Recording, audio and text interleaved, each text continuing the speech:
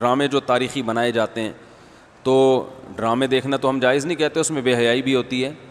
مگر جو بنانے والے ہیں وہ کہتے ہیں کہ ایک ماحول جب کریٹ کیا جاتا ہے، ایک ماحول دکھایا جاتا ہے، اس سے تاریخ اور ہسٹری آپ کے دماغ میں زیادہ اچھی طرح سے بیٹھتی ہے۔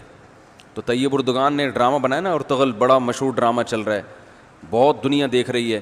تو میں ڈراموں کو جائز نہیں کہتا،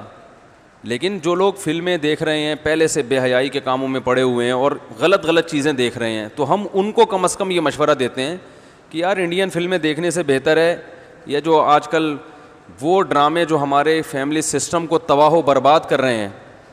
جب تم نے دیکھنا ہی ہے تو کم از کم ایک کم درجے پر آ جاؤ نا، اس کو دیکھ لو، تو اس سے تو پھر بھی بہتر ہے کہ کم از کم تمہیں ہسٹری تو پتہ چلے گی، کم از کم تمہیں یہ تو پتہ چلے گا مسلمانوں کی تاریخ کیا تھی۔ اور ایسے صرف دعاؤں سے کام نہیں بنا، انہوں نے بڑی بڑی قربانیاں دی ہیں۔ سلطان محمد فاتح نے بہت بڑی قربانی دے کے قسطنطینیہ فتح کیا تھا، دنیا کی سب سے بڑی توپ بنائی تھی اس نے، اور آج ہماری صرف باتیں توپ ہیں، باتیں ایسی کریں گے جیسے بہت بڑی توپ ہیں ہم، کوئی عمل ہمارے کیا ہیں زیرو، نہ سائنس میں آگے، نہ ٹیکنالوجی میں آگے، نہ مذہب میں آگے۔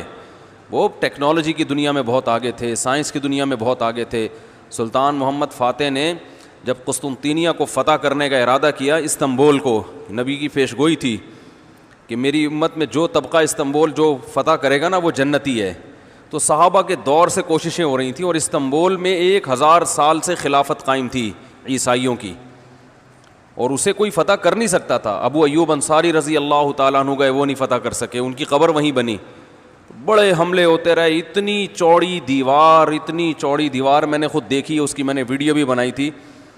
اور اتنی لمبی دیوار شہر کے گرد کہ اس کو ناممکن اسباب کی دنیا میں، ایئر اٹیک تو ہوتے نہیں تھے نا اس زمانے میں، جانا تو پیدل فوج نہیں تھا، جائے گی کہاں سے بھائی، چڑھے گی کیسے اس پہ؟ سیڑھیاں لگا کے جو چڑھتے تو اوپر انہوں نے گرم تیل گرم ہوتا تھا، اس کے دیگ رکھے ہوئے ہوتے تھے، تو وہ دیگ الٹتے تھے تیل ڈال کے، کوئی چڑھ نہیں سکتا تھا، بہت زبردست ڈیفنس تھا، کوئی میلی آنکھ اٹھا کے دیکھ نہیں سکتا تھا، اور جتنی لڑائیاں ہوئی سب ناکام ہوئی تھیں۔ سلطان محمد فاتح نے کہا بھائی نبی نے خوشخبری دی ہے، ہم فتح کر کے چھوڑے گا۔ پھر وہ مشہور واقعہ ہے، اس نے کیا کیا کہ خشکی میں کشتیاں چلا دیں، سارے جانور راتوں رات ذبح کیے، ان کی چربی پگھلا کے پتھروں پہ بچھائی گئی ہے، اس پہ سمندری جہاز بٹھا کے،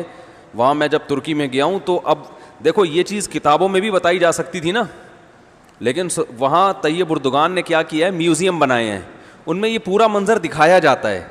خدا کی قسم ایسا ایمان بڑھتا ہے کہ چیخیں مارنے کا دل کرتا ہے،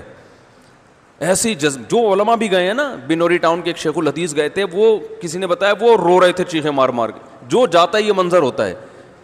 وہ جب دکھاتے ہیں نا اپنی آنکھوں سے، بھائی کیا منظر، اور کیسے وہ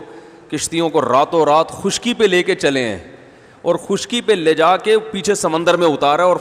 سامنے سے بھی اٹیک اور پیچھے سے بھی اٹیک۔ انگریزوں نے لکھا ہے، گوروں نے ہسٹری میں، کہ یہ اسباب کی دنیا میں ممکن نہیں ہے، بہت بڑا کارنامہ انہوں نے سر انجام دیا، اور راتوں رات۔